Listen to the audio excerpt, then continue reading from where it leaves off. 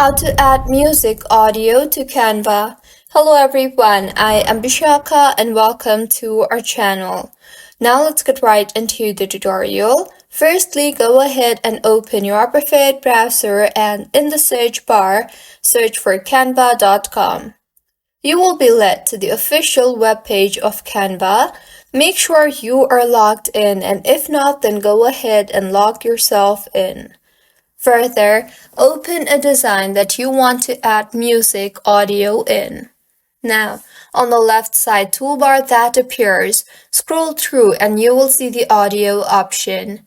Just in case if you do not see the audio option on the toolbar, you can tap on the apps option and under the More from Canva tab, you will see the audio option.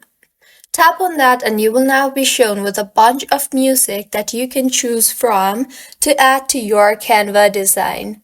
You can also tap on the search bar and search for the audio of your own choice. So, this is how you can add music audio to Canva. If you find this tutorial helpful, please like the video and do subscribe to our channel for more contents like this. Thank you for staying with us until the end.